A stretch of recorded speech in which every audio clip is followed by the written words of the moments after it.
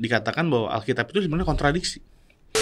Kalau mempertanyakan Tuhan untuk mencari kebenaran sih itu oke. Iya. Tapi kalau didasarkan dengan hati yang emang kecewa, mungkin kecewa sama gereja, disalahin Tuhan, itu yang harusnya diberesin bukan pertanyaannya, hatinya kayak. Gue gak pernah komitmen itu. Cuman gue dapati bahwa kalau gue cuma sibuk mengkritisi dan nggak sibuk membangun, gue cuma ngancurin doang. Oke. Ini yang salah nih. Oke. Gue hancurin. Ya udah, tapi gue tinggalin. Iya. Lah mesti kan gue bangun yang benar.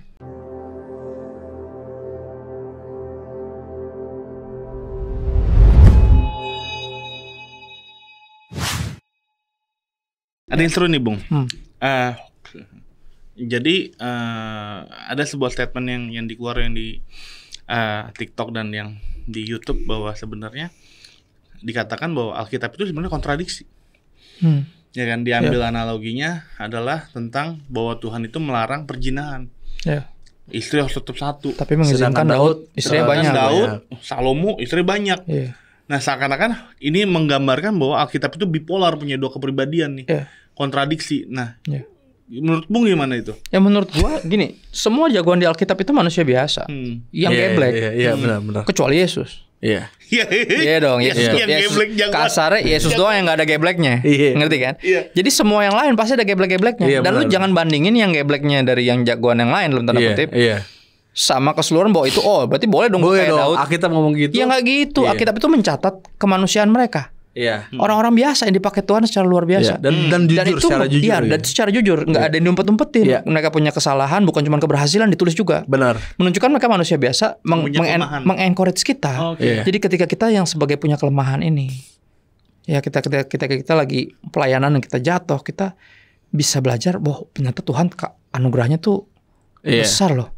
Ternyata bahkan yang udah pernah jatuh pun masih bisa dipakai loh sama Tuhan kalau dia bertobat. Ya kecuali Saul yang gak mau bertobat ya. Ya benar. Ya Daud kan sama Saul kan selalu perbandingan yang terbalik. Nah, jangan sampai kita bilang kayak, ngerti kan, bukan kontradiksi. Maksudnya gini, ya kenyataan bahwa mereka melakukan hal-hal yang manusia berdosa bisa lakukan. Ya kan, itu menunjukkan bahwa ada yang kehendak Tuhan yang dilanggar gitu loh. Iya, maksudnya ikutin sih. Masih kita ikutin. Daud aja bininya banyak, gue juga gitu. Lah bini satu aja nggak bisa habis. Terus dibilangin, satu aja kita masih berjuang untuk dengan sungguh-sungguh seperti yang Tuhan mau, mengasihinya, melayaninya.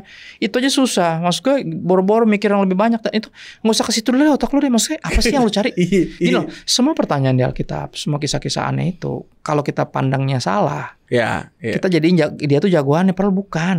Dia tuh cuma penggambaran buat Yesus dalam sisi yang mana, bukan yang punya banyak istri, tapi sisi yang tadi gitu loh. Nah tiap jagoan tuh kan ada kisah-kisahnya. Misalnya contoh, misalnya yang sederhana yang kayaknya kurang proaktif, misalnya Ishak deh. Nah, ya kan, Ishak yang dikorbankan Abraham, ya kan, itu kan penggambaran ternyata Bapa di sorga rela mengorbankan Yesus buat kita. Nah, yang begitunya kan kita ambil, bukan Abraham yang bokis ketika raja nanya, boleh nih siapa lo? Ning, ini cici gue sih, kata dia. 2 kali dia bohong itu kakaknya. Parah bener tuh orang. Kalau gue jadi Sarah sih, jadi gue kakak lu selama ini. Jadi lu gak berani mengakui gue sebagai istri lo. Itu kan gak perlu ditiru coy. Maksudnya yang kayak apa sih lu tuh, keberatan lu tuh apa. Jadi ketika bikin kesimpulan bahwa Alkitab itu berkontradiksi, buat gue gini, gue tuh punya catatan ya dari teman-teman gue yang bukan Kristen, yang emang mempertanyakan Alkitab. Dia bilang Alkitab tuh berkontradiksi. Itu tuh ada ratusan. Ya gue tuh punya tuh lembar-lembar itu. Dan itu yang dari pertama gue kumpulin. Keberatan dari pihak yang gak percaya, bukan dari sesama orang yang percaya. Ya terus gue tulis, gue kasih judul tuh Biblical Gymnastic. Nge-gym secara Alkitabiah. Jadi artinya pertanyaan dari Alkitab gue coba jawab pakai ayat juga. Karena itu dia yang gue belajar bahkan ketika gue belum sekolah teologi. Scripture interpret scripture. Ya, bagian firman Tuhan yang kurang jelas dijelaskan oleh bagian firman Tuhan yang lebih jelas. Konteks jauh. Dan ketika itu kita akan tahu gak ada kontradiksi. Semua bisa dijelasin. Dan ini yang kita mesti tahu untuk menjawab pertanyaan orang-orang yang gak percaya. Nanti ketika pertanyaan ini malah muncul dari orang-orang yang katanya percaya, kan emosi kita. Masalahnya yang uniknya banyak yang dukung tuh. Ya kan mungkin emang mau poligami aja kali ya. I don't know. Gue iseng-iseng tuh, gue scrolling kan tuh, gue udah nemu ratusan tuh.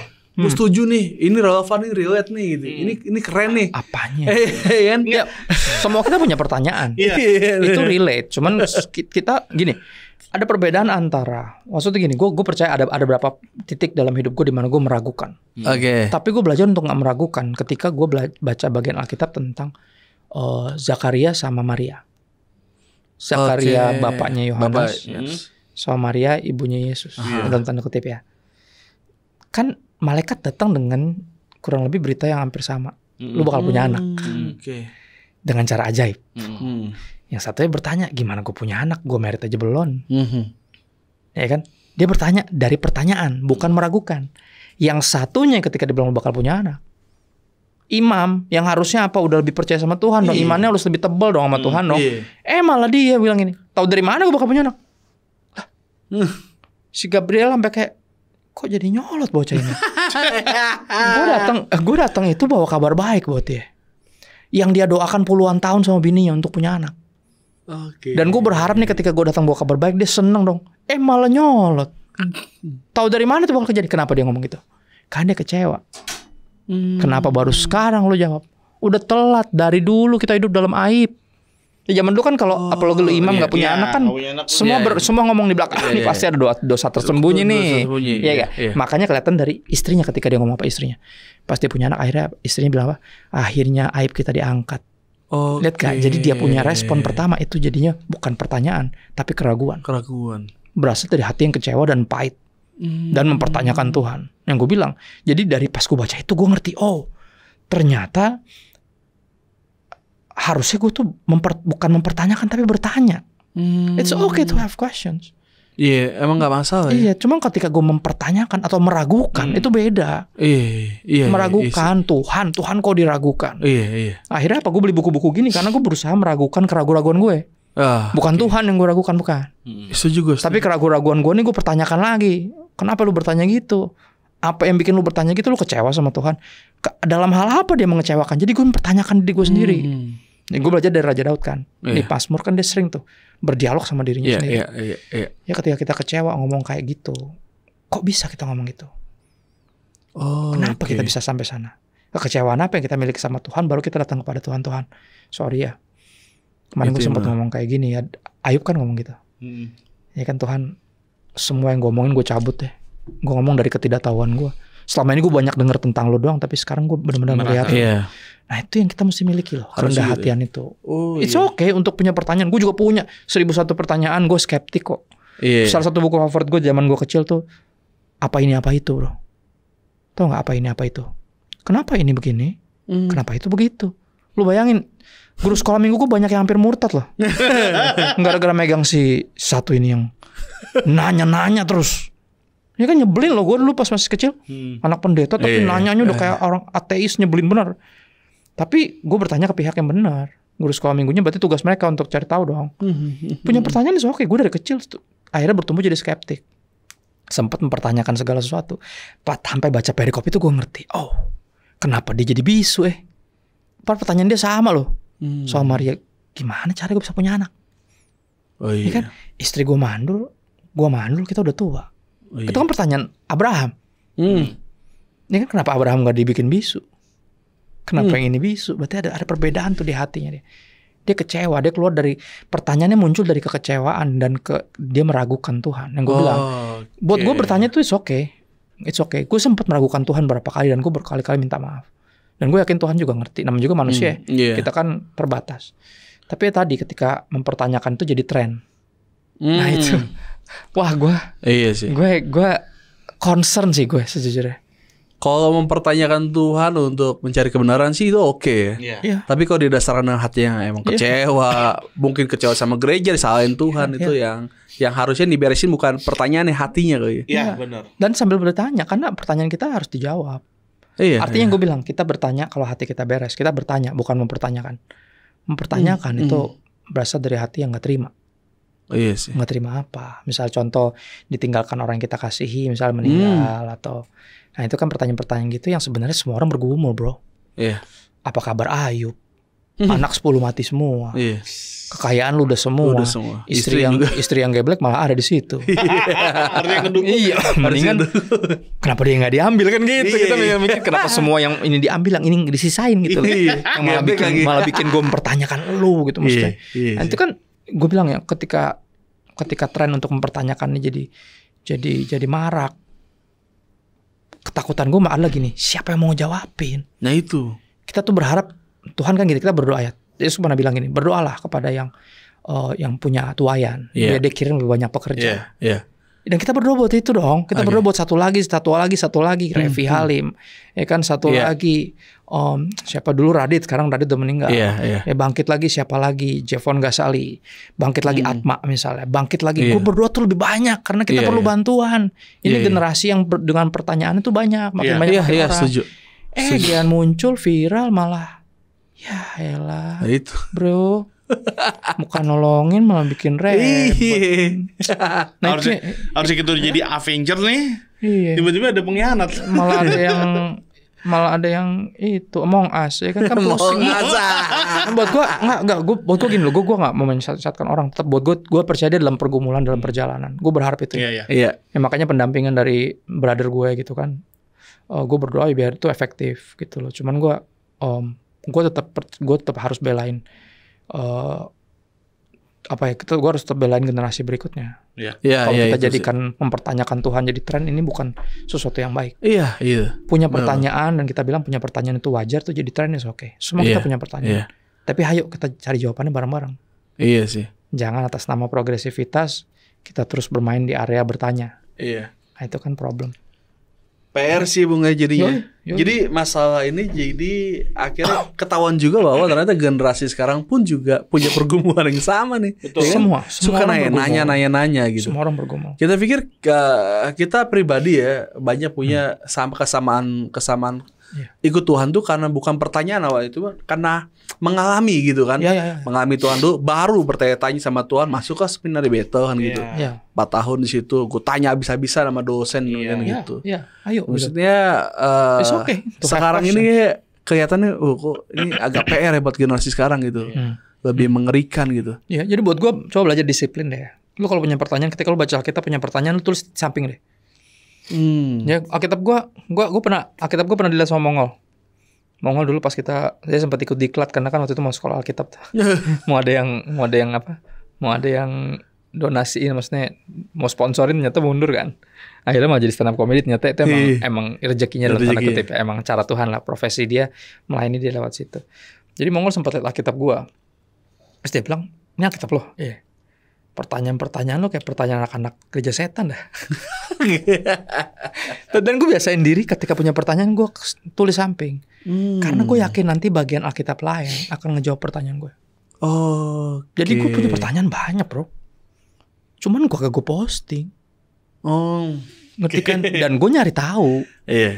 Bukan micu orang buat sama bingung sama gue, ngerti gak? Ngerti gue. Iya, semua orang bertanya, tapi yang tadi gue bilang siapa yang mau jawabin? Kita butuh lebih banyak orang-orang yang pengen ngejawabin. Bukan malah bikin orang bertanya mah gak usah dipicu, semua juga punya pertanyaan. Iya. Itu loh buat gue.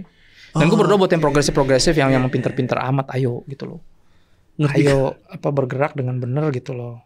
Ayo jangan bikin malah membuat kericuhan gitu. Yang tadinya anak yang tadinya polos lurus gitu kan, taunya gini, punya pertanyaan mungkin 1-2, jadi mempertanyakan hal-hal jadi banyak yang tuh. Basic, hal-hal yang benar-benar nggak ada problem selama dia misalnya ABG, cuma kalau jadi tren itu kan masalah. Itu. Ketika orang jadi posting, banyak yang likes, gue juga punya pertanyaan serupa, jadi karena banyak pertanyaan serupa, orang jadi senang posting, posting pertanyakan Tuhan. Akhirnya jadi ternyata asik ya, ternyata bisa juga jadi komoditi nih mempertanyakan Tuhan. Nah itu yang gue bilang. Kan jadi gesrek gitu loh. Nah itu yang gue ngeri. Yang gue ngeri adalah ini jadi tren gitu. Ya gue justru berdoa biar banyak lagi orang-orang yang rela untuk memberi waktunya menjawab pertanyaan teman-teman yang serupa, yang mungkin dia pernah lalui. Semua pertanyaan yang ditanyakan sama sahabat kita yang sedang viral itu, gue pernah mempertanyakan juga sama. Cuma bedanya gue nyari tahu, bukan bikin postingan. Gue pernah lupa gue siapa itu. Sekarang jadi apologet hebat. Dulu dia pernah majalah Time, dia wartawannya. Dia pernah nulis God is Dead kalau gak salah. Dan dia kan punya pacar tuh istri gitu yang Kristen dan istri dia ateis. Itu. Dan dia Lee Strobel. Ada filmnya kan. Iya ada filmnya. Case of Christ. Akhirnya dia cari tahu tuh tentang kekristenan akhirnya malah jadi Kristen. Ya, karena dia mempertanyakan tadinya. Cuman semua keberatan kita terhadap kekristenan itu ada jawabannya. Iya, kok masuk gitu ke dia. Nah, itu yang buat gue gitu loh, buat gue. Ayolah, punya pertanyaan nggak apa-apa, tapi ada jawabannya kok. Jadi jangan langsung ambil kesimpulan bahwa Tuhan apaan yang gini, gitu loh. Oke, ntar dulu. Minimal belajar minimal riset lah gitu. Dalam proses lo belajar jangan pernah mengeluarkan statement dulu. Iya, benar. Sampai belajar lo itu menemukan jawaban tuntas, barulah kita bisa ngomong. Iya, setuju. Belajar posting hasilnya lah. Iya, hasil dari perenungan. Makanya gue posting kan quotes-quotes itu kan hasil perenungan. Iya, setuju. Jadi ketika gue dapat sesuatu dari Tuhan, gue posting dengan harapan orang lain bisa dapat sesuatu juga. Bukan malah gue punya pertanyaan nyeleneh nih. Gue posting biar viral. Gimana? Kan gitu. Itu yang agak disayangkan. Tapi Bung, kalau gue boleh bertanya nih. Ini mengulik masa lalu. Kayak lu dulu sering ya bikin statement gitu juga kan, Bung ya? Bukan mempertanyakan. Gue ngelihat sesuatu yang enggak sesuai di gereja, gue posting. Sambil beritakan yang benar kayak gimana. Iya. Itu loh, beda dong. Iya. Cuman nadanya satir. Dan itu yang beberapa orang masih tetap di sana, tapi gue udah nggak di situ. Gue nggak nolong, itu cuma bikin orang bingung doang. Mempertanyakan, benar nih ngaco nih. Terus yang benernya apa? Nggak tahu. Gue cuma bikin orang tuh tahu yang ngaconya aja. Ini ngaco nih gitu kan. Ih bener, gue juga setuju nih ngaco nih. Cuman yang benernya apa? Kagak dijelasin. Jadi dengan katanya, gue pernah baca chatting lo di grup Bung, bahwa sebenarnya pada akhirnya waktu itu kan yang paling nyanter kan lo sama almarhum ya. Si Radit kan. Nah pada akhirnya lu berkomitmen sama Radit kan, bahwa kita nggak akan keluarin statement yang membingungkan lagi atau apa. Sebenarnya gue gak pernah komitmen itu. Cuman gue dapati bahwa kalau gue cuma sibuk mengkritisi dan nggak sibuk membangun, gue cuma ngancurin doang. Ini yang salah nih. Gue hancurin. Ya udah, tapi gue tinggalin. Lah mesti kan gue bangun yang benar. Itu loh. Jadi bukan gue berkomitmen nggak ngeluarin statement, bukan. Gue masih mau ngeluarin statement bahkan overstatement sampai hari ini. Yang gue lagi ngomongin tentang kritik, yang gue bilang mana mungkin orang ngaku, heran gue bisa ada orang tuh yang ngaku menghormati sang kepala yaitu Yesus, tapi sambil terus-terusan menghina tubuhnya. Jadi sibuk mencari-cari kesalahan gereja, kejelekan tubuhnya, terus diposting-posting gitu loh. Ngerti kan? Cuma buat naikin, wah ini bener. Gue dulu kayak gitu, tapi gue ditegur sama Tuhan. Maksudnya gini, kalau ada yang problematik sama keluarga lo, ya lo omongin sama keluarga lo kayak. Gak harus lo posting kan. Ya kan ada sesuatu yang salah loh. Nah tapi ada orang gak suka. Jadi karena gue bikin statement gini di kolom chat, tapi kan mengkritisi gak ada salahnya dong. Gue sempat bilang kayak gini, kritik tanpa saran itu gak lebih bagus dari itu, sama aja menghina. Itu kan overstatement tuh. Satu hal. Terus gue bilang sama kayak gini loh, saran tapi tanpa kontribusi, tanpa partisipasi itu juga gitu, sama gak pentingnya. Sama menurut gue sama kayak penghinaan.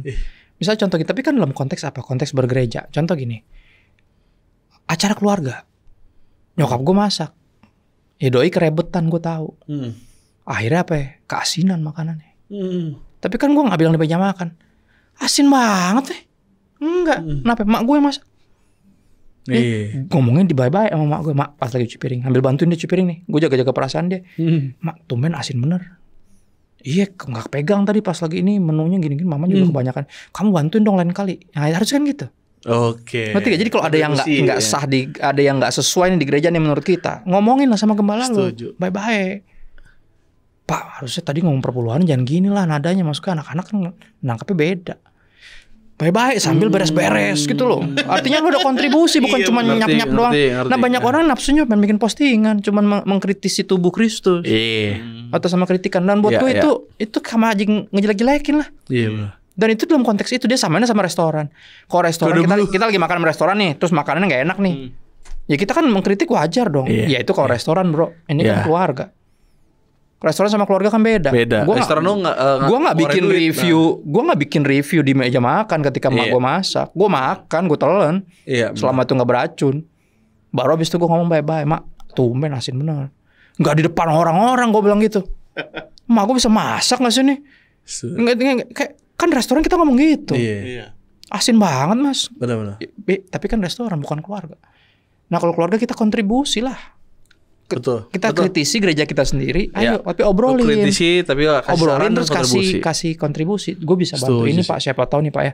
Mungkin gitu ya. Kalau ketika mau bagi ke anak-anak nih, mungkin kita ngobrol dulu gitu. Maksudnya kan anak-anak kan belum tentu bisa memahami teologi sedalam ini atau memahami bahasa teologis yang Bapak tadi pakai. Kita obrolin dulu nggak apa-apa. Maksudnya aku youth pastor. Maksudnya kita ngobrol-ngobrol dulu biar pakai bahasanya, nanti aku bantu untuk bikin PowerPoint-nya untuk bahasa-bahasa yang jauh lebih memudahkan mereka. Nah, itu kan kontribusi. Ketika kita mengkritik dalam bentuk seperti itu sebagai kita nawarin juga saran dan kontribusi, gue yakin nggak ada yang terluka. Benar. Ya kan, cuman tuh kerap kali terjadi gitu. Kritik-kritik itu akhirnya apa, menyinggung siapa? Sang kepala. Sang kepala akhirnya bilang gini, oh gitu. Lu jadi cuma demen muka gue doang, badannya lu bully-bully terus. Ya, dalam konteks itu dia masih pakai ngoceh lagi, dia pakai, gue bilang ilustrasinya nggak tepat, sorry, nggak sesuai. Itu kan restoran, ini kan keluarga, lain. Betul. Jadi nggak apple to apple. Jadi buat gue masih sering keluarin overstatement. Contohnya seperti itu, dan gue nggak takut. Karena gue punya alasan dibalik kenapa gue keluarin itu, ya kan? Jadi gue nggak pernah mundur dari, cuman gue spiritnya berbeda. Dulu gue cuman seneng ketika nyari kesalahan dan menemukannya. Kayak dapet harta karun, kenapa? Konten bro. Iya kan? Oh ngaco nih, konten buat gue. Jadi tapi akhirnya gue menyadari kalau sekarang gue menemukan kesalahan, gue nyari cara untuk coba tegur gitu baik-baik. Gue nyari cara untuk gimana cara biar itu nggak jadi seperti itu, gitu loh. Ya, gini, semangat memberitakan kebenaran sama nafsu mencari kesalahan itu tipis loh. Dan tanpa Roh Kudus kita nggak bisa bedain. Iya sih. Tanpa hati yang teachable, tanpa hati yang mencari kehendak Tuhan, kita akan cenderung nggak bisa bedain. Dan kita pikir itu hal yang sama. Kita bongkar-bongkar kesalahan, kita pikir lagi beritain kebenaran. Padahal bikin orang jadi makin bingung. Jadi malah pindah gereja, berhenti gereja, berhenti pelayanan. Betul. Buahnya apa? Nah itu yang kita mesti pikirin. Nah buah dari progresivitas seseorang ini apa? Yang gue bilang tadi. Gue tadi gak percaya kita firman Tuhan. Terus gue percaya. Masa gara-gara gue progresif gue jadi gak percaya lagi? Mundur dong. Buahnya kan harusnya hidup kita harus makin lurus. Kita harus makin orang yang peduli, makin mengasihi orang-orang di sekeliling kita. Kalau jadi suami yang benar. Pernikahan juga pernikahan yang berbuah. Pelayanan juga makin rajin, makin setia, makin berintegritas. Ya, kita makin diundang sana sini tuh kita berbuah buat orang-orang, bantu orang-orang tuh untuk percaya lagi. Misalnya sempat nggak percaya, kita lihat buahnya di situ. Itu progres baru. Cuma kalau buahnya malah jadi kemunduran, ya beberapa yang dekonstruksi iman kan gitu. Tadinya pendeta, terus berhenti jadi pendeta, istrinya diceraiin. Terus itu tuh salah satu jagoan gue juga tuh dulu, namanya Joshua Harris, tahun 2020 tuh dia. Berapa tahun selalu, bukan 2020, berapa tahun lalu lah dia berhenti jadi pendeta, ceraiin istrinya, terus jadi makin progresif kemari-kemari, teologinya tuh makin, jadi akhirnya lebih ke LGBT dan kawan-kawan misalnya. Nah yang buat gua ini kan bukan progres bro, gua nggak ngeliat itu sebagai progres, karena istri lu yang udah puluhan tahun lu nikahin, lu bisa lu tinggalin gitu aja atas dasar progresivitas teologi lo. Buat gue serius lu kok kayak gitu ya. Nah itu tuh yang gue mau angkat juga maksudnya, biar kita tuh mikir oke, kalau gue emang progresif harusnya maju hidup gue, bukan jadi mundur, gitu. Kok gitu. terakhir sisi lain ini bagusnya. Terakhir kayak dari gue ya. Kemungkinan hal gini akan terus ada kan Bung, pasti. Dengan konteks yang berbeda. Betul. Gitu. Tiap zaman punya pertanyaan unik. Banyak orang bilang ini memang udah akhir zaman, ya kan. Apalagi pendoa-pendoa tuh kencang tuh, ini udah akhir zaman nih gitu kan. Siap sedia dah tuh. Gimana Bung, menurut Bung, untuk kita bisa minimal mengcover anak generasi kita gitu? Ya kita mendampingi mereka dengan berbagai pertanyaan dan selalu bilang sama mereka it's okay to have question. Tapi gini, jangan biarkan keraguan lu membunuh lo. Makanya gue pengen kuplukin ini. Tulisannya apa nih? Kilms. Kilms? Itu singkatan dari nama band dulu. Killing Me Inside. Membunuh dari dalam. Membunuh dari dalam. Ngerti ya? Keraguan kalau didiemin itu membunuh dari dalam. Makanya kita sebagai para leader, para pendamping generasi, ayo bilang sama semuanya it's okay. Lu punya pertanyaan apa? Nggak apa-apa tanya sama kakak, siapa tahu kakak bisa bantu. Tapi kalau kakak nggak bisa bantu, pertanyaan kamu lebih rumit, kakak akan ketemuin sama teman kakak yang apologetics, orangnya emang apologet, dia bisa jawab lebih. Ya biasanya untuk kita tuh nggak sok-sok ngejawabin sendiri, malah jadi suka ngaco, ngerti nggak lo? Kalau kita nggak tahu, bilang nggak tahu, karena generasi sekarang tuh paling bete kalau orang tuh sok tahu, ngerti nggak? Jadi kalau nggak tahu nggak apa-apa, kita cari yang lebih tahu. Nanti nanti kakak kenalin sama ini, nanti coba kamu ngobrol sama dia nih, it's okay. Ngerti. Jadi kita dampingi mereka gitu loh. Jadi sehingga lagi keraguan nggak mundur dari dalam. Pertanyaan yang akhirnya nanti dijawab satu-satu. Karena orang-orang yang sekarang melayani adalah orang-orang yang punya pertanyaan dulunya, tapi dijawab. Jawabannya siapa? Yesus. Jawabannya Yesus, ada dalam diri Yesus. Ya kan misalnya gini, gue dilecehkan misalnya dulu sama gembala gue misalnya, yang misalnya contoh ya, amit-amit deh, gue dilecehkan sama gembala gue, tapi nggak menjadikan Yesus nggak bangkit dari kematian kan? Ngerti nggak? Fakta Yesus bangkit dari kematian dan mati buat gue kan nggak berubah walaupun gue dilecehin. Jadi jangan sampai kekecewaan kita karena kenyataan hidup tuh jadi alasan kita untuk ninggalin Tuhan. Nah generasi kan setiap generasi kan setiap orang kan punya kekecewaannya sendiri. Karena pengalaman-pengalaman atau apa yang dilakukan terhadap dia. Nah tugas kita mendampingi mereka. Dan gue berdoa untuk lebih banyak lagi pendamping generasi. Itu. I pray for more. Bukan sekali lagi bukan malah pembuat bingung generasi. Maksudnya generasi udah cukup bingung. Iya, ayo gitu. Maksudnya kalau lu punya pertanyaan, gue juga punya gitu. Jadi gue lagi bergumul nih sekarang. Ayo lu bareng gue, yuk gitu. Cuman alangkah lebih baiknya kalau lu udah tahu, lu ngedampingin yang punya pertanyaan. Iya benar. Bukan lu juga nyari tahu terus nyari tahu. Orang buta menuntun orang buta, bro. Iya nggak, dua-duanya cuma tahu. Benar. Ya karena cuma memposting pertanyaan. Tidak ada jawabannya sama sekali. Nah, itu dia. Oke, sebagai penutup nih Bung. Mungkin bagi orang-orang yang udah mungkin yang nonton udah ngerasa bahwa aku progresif nih gitu. Lu ada pesan nggak Bung buat mereka Bung? Nggak masalah buat gue. Pokoknya stick to the Bible. Balik lagi selalu pertanyaannya, everything bukan pertanyaan. Ini pernyataan gue, everything hangs on a word. Semuanya bergantung dari firman Tuhan. Ya. Pilihannya cuma dua. Antara firman Tuhan ngerubah lu atau lu berusaha ngerubah firman Tuhan. Nah, pilihannya cuma dua. Ingat, yang mempertanyakan firman Tuhan, yang pertama tuh bukan manusia tapi ular. Hati-hati. Ngerti? Hati-hati. Jadi punya pertanyaan itu oke. Cuman mempertanyakan itu makhluk yang berbeda. Jadi gue cuma bilang gitu sama teman-teman gue yang progresif. Gue juga progresif. Gue masih terus belajar. Makanya gue kuliah, lanjut terus beli buku. Gue belajar terus untuk yang kekiniannya apa sih, isunya apa. Gue berusaha terus belajar gitu loh. Cuman gue mau mendampingi orang-orang yang punya pertanyaan karena gue udah menemukan jawaban di dalam Yesus. Ini banyak hal yang gue belum tahu, gue akan bilang gue nggak tahu. Dan gue akan sekali lagi refer ke orang yang lebih tahu. Dan gue percaya orang-orang teman-teman gue yang progresif, yang memang beneran progresif ya, gue yakin mereka jauh lebih pintar dari gue. Ya kan, profesor, doktor semua bro. Kalau gue kan masih karburator bocor ya. Profesor, doktor, karburator bocor. Kita masih di bawah ya kan, kita masih baru matrikulasi ya. Gila, satu juga belum gue STH gitu bahasanya ya. Cuman at least gue kan firm, gue kan pegang firman Tuhan. Buat gue ketika gue baca Alkitab, mentalitas gue gini, dia pasti benar, gue pasti salah. Gak mungkin gue yang benar, dia yang salah. Gak mungkin. Kalau dia yang salah, berarti gue salah baca. Udah pasti. Betul. Salah baca. Iya. Jadi itu belajar mutlak ya.